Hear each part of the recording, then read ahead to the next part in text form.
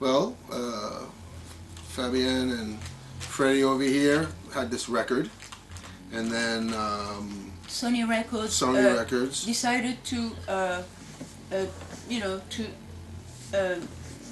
kind of reissued the new, they reissued the old one, the old album, classic the record, classic record of Shakin' Street. and they kind of everything came at the same time, and then Fabienne had a new solo record out, and then I said it's got to be Shakin' Street. I said if it's not Shakin' Street, you're not going to get the dates.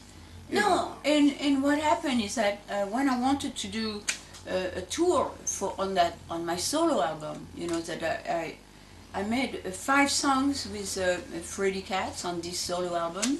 The other songs I made with Nono, with Norbert Krief, and Marthe Danny, and Aurélien as a drummer. I don't know if you know him. Anyway, so I did 5 and 5, and I prepared this album for a long time ago with Freddie, like 3 years ago I started that. Yeah, we did that song though, On Your Girl, right? Yeah. Yeah. And then when I was in New York, I asked Ross and Albert Bouchard to do a song on that solo album, and yeah, I really wanted it. I wanted to be with all my family, which is now Freddie's part of the family, and Albert Bouchard always been part of the family, who is Ross, and Blues the Court and everything, and Nono is my family too, I must admit, and Mar. So Danny is a new Japanese guitarist, absolutely fantastic. That we care. I like him very much. I like both. I like my French guys, and I love my American guys. And I live in America, so I really, I feel close to them. This is my new family. Yeah. Yeah. So everything sort of kind of, I said, look, you got to go with the brand name. It's Shakin' Street. People know it. I mean, you don't get dates in the metal world and the rock world without a brand name. It just has to. You just have to have it. I mean, it's like absolutely. It's like the Dictators. It's like Ross the Boss. It's like Man of War. Right. Exactly. And so Shakin' Street was able to pull together, and I think. Yeah. Well, the thing is that I called Ross to. Ross, would you? Because Ross and I, in France, we kind of like the kind of a hard, the connection, Shakin' Street. Ross is part of Shakin' Street, and so since the beginning, right? And so he recorded this album with Sandy Perlman, which was a big thing in my life. That when I met Sandy Perlman, that I was looking for such a long time. And anyway, so what happened is that I called Ross, telling him, I'm trying to get a tour, but it doesn't seem to work very much. They're not interested in doing a tour about the solo album. My solo album was not interesting enough. That's it. Well, you need the old fans. You need to engage your old fans, And so I mean, it's like when you have an independent record, as they do. I mean, you have to. I mean, it's just you have to, And there's no media, real media in France, in Europe for. And you can't beat it. I mean, Sony. That's it. There is no. Yeah, but that's the way it is. Huh? So in the end, she found the 2 guys, the Laurent Sage, and the guy who can arrange the whole thing, and the dates came. And when I saw 14 shows, I said that's very 15. good. 15. We have 15 shows. When I saw 15 shows, I said there's something happening there. Yeah. So all the angles of the band came together. We have J.P. Thunderbolt Patterson on drums, Dean Rispler on bass, who's also my producer on the Ross the Boss album, Blood's Horn. And so we have a real kinetic band. We have the new stuff for Freddie, and double guitar, and then we have Fabienne, and just, you know, a great rhythm section. I mean, those two guys are just, I mean, I mean, as you saw, as you've been seeing, it's world class. The band is world class, and so we're able to go out and really kick the shit out of it, you know. And we're having fun. We're having fun. It's you know, working with the Queen. We're having a lot of fun on stage, but we're having a lot of fun out of stage too. Yeah. Oh my God. Yeah, it's fun. This band is like they're cracking me up. You know, so everybody has personalities, kind of, you know, leader personalities. So it's like it's a lot. There's of a little fun. tensions now and then, but Yeah, you know, we're grown adults supposedly, but we like to fuck around and you know, so we're having fun, and the dates are going really well, and who knows what can happen, you know. I didn't expect, in fact, such success. I didn't expect. I didn't know that the French people could have been so, how to say? Loyal. Loyal and faithful to. Good memory. Yes, good memory too. Yeah. Because I'm thinking 1978, 79, 80, yeah. you know, it's like that's, you know, that's a ways ago. But it's the legend grew. You know, I remember playing like 40 shows here in France, right? We worked a lot. Oh my God, we did 26. 26 dates in 26 France. With CBS. With CBS, right? CBS. Right. Yeah. It was ridiculous. Different, yeah.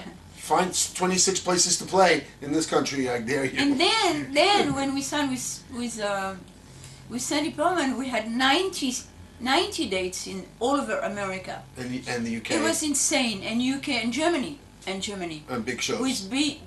With Black Sabbath and Blue Oyster Cult and Cheap Trick. And stadiums. And AC/DC. And yeah, we were like from stadium to another. You know, like kissing the ground, you know. Yeah. Yeah.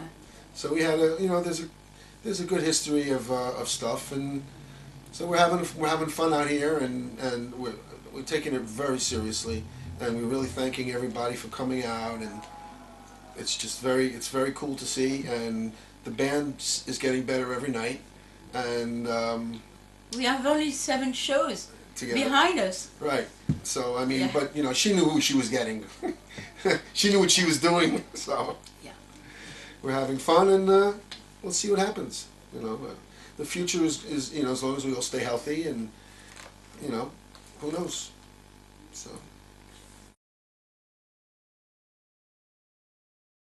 Rehearsal was the shows. Yeah. We jumped on stage and we just like give it, and everybody was like, "Wow!" You know, We had some work back in the city. We had to rehearse a little bit in Queens before. No, we first show. rehearsed in New York. Yeah. Before that, because we had a show in New York. Yeah. So we did a lot of groundwork and worked out a lot of things, and these arrangements aren't the easiest arrangements for it. You know, I know firsthand because I played it and back in the day. So the writer was a little woohoo. It was cool. It was difficult. Yeah, but he had great ideas, Eric. Great ideas. Great ideas. Great a bit songwriter. unusual. Yeah. Unusual. And, well, you know, originally I met Eric like in '76, you know, and I just came out of a big tour of USA with Led Zeppelin, and so I remember Jimmy was telling me that he was using a different, a different tuning, you know. Yeah. And so Eric was very interested in that. He said to me, "Can you ask him to tell me what's a tuning?" You know, that's it. And so Eric did a lot of composed. He was a composer. You know, he was doing. He composed on a rhythm guitar with me. You know, that's how I do it. I need a rhythm guitar, otherwise, you know. So. That's how we did it too. Yeah. Yeah. So he was very, very innovative in a couple of different tunings. It's very unusual. And I was really impressed with that when I saw it, and you know. And we composed like really magnifically together at that time. And so when we, the first time he grabbed a guitar in a, you know, at Jussieu, we used to practice in Jussieu, in Paris, at the university, you know. And he came down with his black little guitar. He was just like to die for. That little thing, you know, like Les it Paul. was a Les Paul, yeah. And so that's it. And he picked up his guitar and just like, and with Eric we just like looked at each other and we said, oh, well, that's it. You know, and Sandy was so happy, Sandy Palmer, yeah. It was like the next day. I was like, they met him, and he met Sandy, and then she was telling him the guitar player, Armik, who I listened to and I have a lot of respect for. He was very good, and but he was gone. He sold his guitar for drugs. Yeah. So I said, you know, Sandy goes, they want you in Paris. I go, when? Tomorrow. So the tickets at the counter. Go to Paris. Ah oui, c'était très amusant. C'est vraiment très amusant. Un groupe de rock, c'est vraiment très drôle. Attention, hein. C'est des histoires c'est les histoires les plus drôles. Enfin, quelquefois dramatiques, hein, quand même. So I think sometimes dramatic. So I think we just started to practice that day. Yeah. Right. Yeah. We just started to go to work. Yes, that's it. And we knew we had a long, big tour. Which was very pleasant to know that we were practicing for something. Went to San Francisco to record the record. Yeah. We recorded in San Francisco. We had a nice situation. We had a nice house.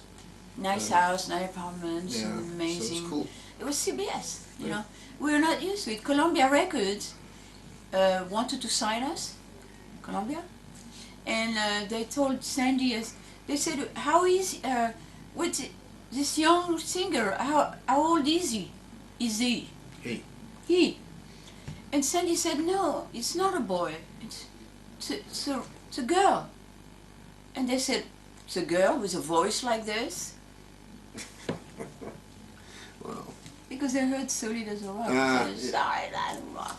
You know, Sandy had a very good relationship with CBS because of Blue Oyster Cult was CBS, and the Clash at a certain time. And the first Dictators record was on CBS. Yeah. So he's got, you know, and they were on CBS France, so it's the same mother company. So everything. Yeah.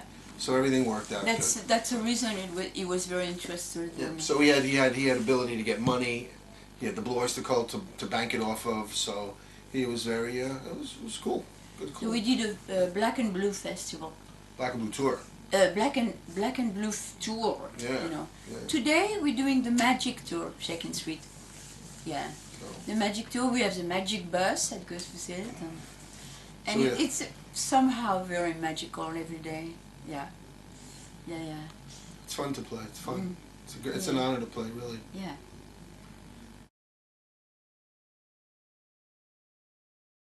I would like to. We'll see. I mean, you know, the songwriting, and everybody. I'm sure everybody has ideas and stuff like that. I'm sure Freddie has ideas. And want to say something about that? Yeah, we wrote 4 things that wound up on Fabienne's solo record that I produced, and I played pretty much everything on it with JP on drums. But then there were 3 or 4 others that are just existing as demos that we never finished, and some of those are pretty good. And then I would love to write some more with Fabienne, because I think we came up with some really great stuff, you know. And I just want to say it's really an honor to play with these 2, because I had their albums when I was a kid. I'm 10 years younger. I had their albums when I was a kid. So for me to actually be playing with them is kind of like living a dream that a lot of people don't get to experience, you know. So, see what happens? You are legends. That's what they say. Yeah. It's kind of just weird, but it seems weird to hear that. I mean, yeah, it's kind of weird, yeah. But it seems like it just happened, yeah. It's just happened, you know. Yeah, life goes by fast. It really does. In a blink of an eye, you know. Like my son's 27 years old. I'm just taking him back from the hospital. I'm remembering that, you know. The baby. Yeah. It just, and then all of a sudden, you know, it's like the time is very weird. It just has a habit of just creeping up on you, you know, and you don't know where it goes, but it goes, you know. I think when you're younger, sometimes you think, oh, I can't wait till I get to that day. I can't wait till that time goes. And then when you're older, and you say, I hope it never comes anymore. You know, I said, I wish I had 30 years back again, you know. And but that's just life. But you guys still live every day like it's your last day, because, you know. Yeah, that's the way I live too. Yeah. It's you know, il faut vivre le jour comme si c'était ton dernier jour. You know, I personally have a thing because I've been in the business since 1975 with 31 albums, 32. I've lost count of it. But I will play, no matter where I am, I will play my ass. I will play as hard and as vicious and as melodic and as insane I could possibly do. Because if that's my last show, I want everyone to be there to remember that they saw my last show and I did my best. Not just fluff it off and just because I wasn't feeling good or because there was not enough people there. That's bullshit, man. I know this thing. So I might not wake up tomorrow, you know, and that's just the way things are, and that's the way life is. Yeah. But then that's the way I feel. It's absolutely agree with you. You know, like 2 years ago, I didn't know I was going to be leaving today. You know, I got really ill, like a big one. The big one, I got the big one. And, you know, I was like, I had tubes everywhere and lost 20 kilos. I didn't think I was going to make it, so, but when I started to realize that I actually going to make it, it happens that I wake up and I said, but I have to make some music. I've got to make some music before I leave, before I go forever. Yeah. That being said, the band is setting up on stage now. So thanks a lot for your time and for all this great music. Thank you, sir. Thank you. Thank you so much. Yes.